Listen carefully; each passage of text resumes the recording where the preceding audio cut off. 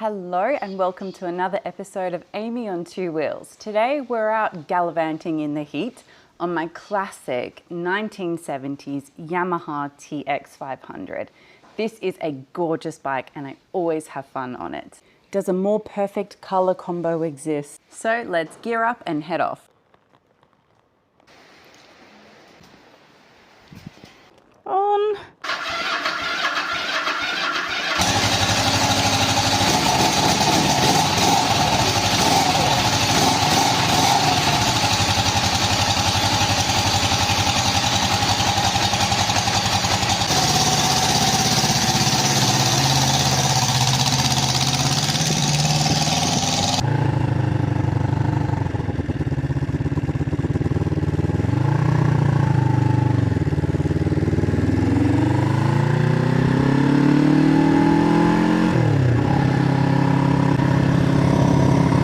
Okay, we'll see if it's ready for the choke to be off.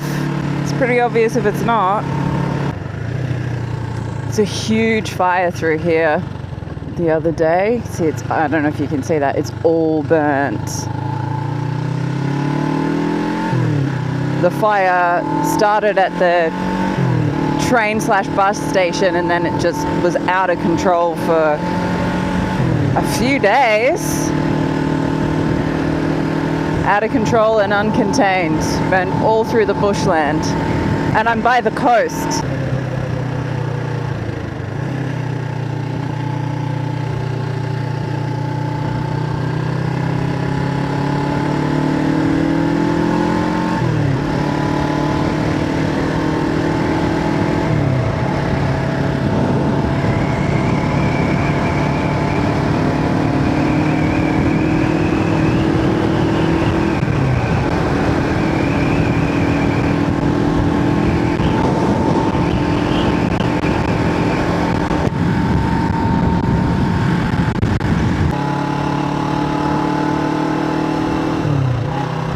My camera cut out because I ran out of space, but I came across some really nice guys back there. Two of them, we were riding together for a while, or they caught up to me and then beckoned me to ride with them / next to them. I think they were trying to invite me to come with them. He was trying to say something to me and one of them was filming. Anyway, I didn't follow because I have my own places to be, but they did seem like very nice guys. My sleeve blowing up is the reason I'm getting a very magnificent tan in the shape of a watch on my wrist. The funny tan line is not good, but the air blowing up my sleeve kind of makes it worth it. It is very hot.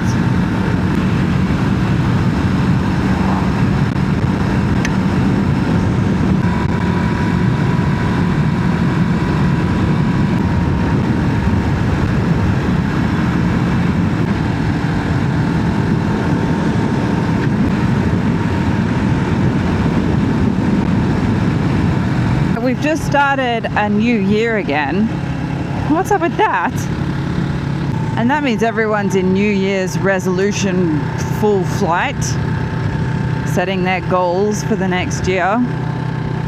And really, you can rebuild, change, transform yourself in your life any time of the year. It doesn't have to be at the beginning.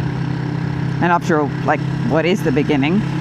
What is time anyway? What is a year anyway? But so often people make their New Year's resolutions from a place of judgment.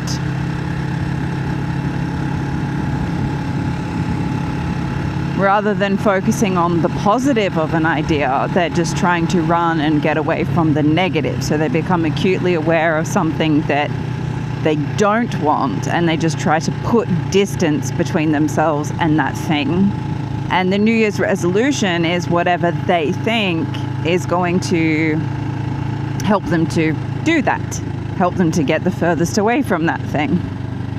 And so we try to change and transform ourselves and our lives by moving away from the things that we don't want. And that is an important part of it.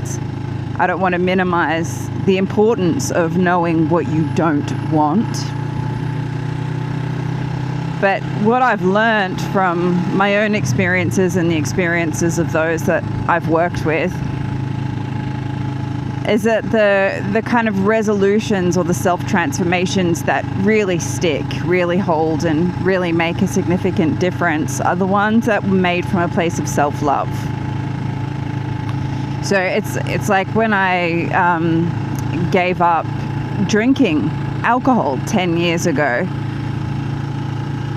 there were things that I wanted to get away from. I did not like how it made me feel. I did not like the hangovers. I did not like the feeling of being out of control. And I did not like the feeling of, it's almost like being ejected from your body and waking up feeling like an energetic smear with no solid edges. I was just taking on too much stuff when I wasn't fully present and anchored in my body.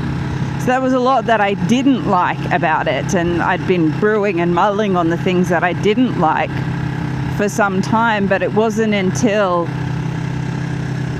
I got to the point where I cared about myself enough and I actually loved myself enough that I wanted to make the decision that I didn't want to drink anymore, that it actually stuck and it held, and it was a complete non-issue. So it wasn't just about trying to run away from something or trying to squash something out of myself that would then become a temptation, because like, how often do you put yourself on a diet, but it's from a place of self-judgment and self-limitation and self-restriction, and so you want exactly the things that you've told yourself you're not allowed to have anymore. And that's focusing on the negative of an idea. But when you get it to the point where you're just so clear about what you do want, so what I wanted more than I wanted whatever it was that I was getting from drinking alcohol was to be healthy, physically, emotionally, mentally, psychologically, and spiritually. I wanted to be healthy, and I wanted to be grounded and present and in control. And it was an act of self-love, self-upliftment. And then when the giving up part came, it was completely effortless and simple, because it was just drinking alcohol did not fit my plan. It was mutually exclusive to me being healthy and robust and whole in the way that I wanted to be. And it's the same with any dietary changes that you make as well. Yeah, it's all well and good that you don't want to feel the way that you feel anymore, but you've got to want something else more than you want whatever it is that you're getting from your current position and your current habits. And it's got to be so strong that it just becomes a choiceless choice. It's not even a temptation to indulge in the thing. So you don't have to put these super strict restrictions around yourself. You don't have to punish yourself. You don't have to beat yourself up and give yourself a hard time because you're not interested in the thing, because you want something else so much more. And that's how we need to be living our lives. We got to get clear about who we want to be, how we want to be, what actually matters to us in life. And fall in love with those things, fall in love with the ideals, want them more than we want anything else, and then just very naturally, anything and everything that is mutually exclusive to the choice that we're making will just fall away. So I've never once missed alcohol since I gave it up, because I love what I'm getting from removing alcohol in my life, from my life, even more than whatever I was getting from alcohol being in my life, you know? And we got to stay focused on the long-term goals. What are we aiming for? What really matters at the end of the day? Is our life valuable enough that we want to make it one that is joyful, that is filled with health, vitality, upliftment, a new experience, family, friendship, love? Or do we prioritize the short-term hits and satisfactions more?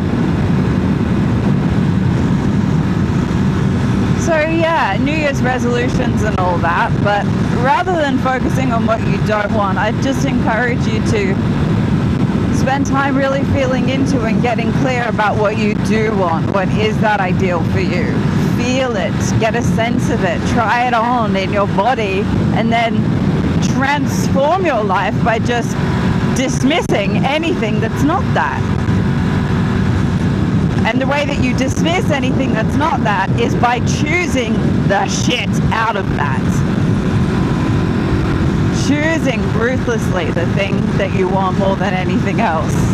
So then this self-discipline stuff becomes easy because you actually love it. You're doing it from a place of love rather than from a place of fear or judgment, self-hatred, self-suppression. So give it a go. What do you want more than you want anything else? And if it's difficult for you to stick with the thing that you want more than anything else, you've got to be honest with yourself. What do you actually want more than you want that thing? Because whatever it is that you're choosing instead, obviously in some moments you want that thing more than you want your big ideal goal. And you got to sort that out and realign and reorient that energy towards the ultimate ideal and the ultimate goal. And then the temptations will fall away.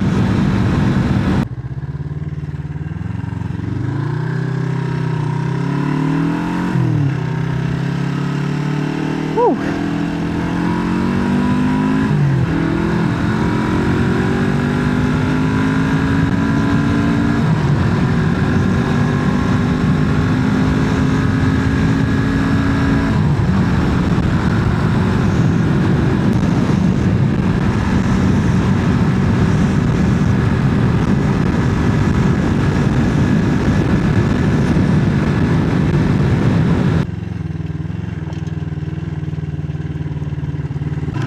So thank you once again for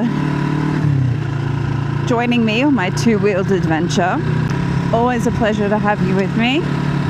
Oh, bloody hell. My ribcage nearly popped out my neck. Look at this gorgeous bike. My bag's fallen off. So nice. And I feel lucky.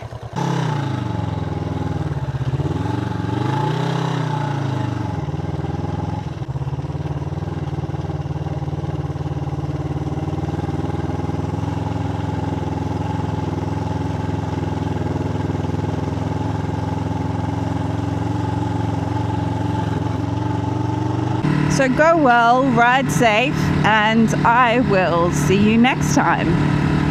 See ya!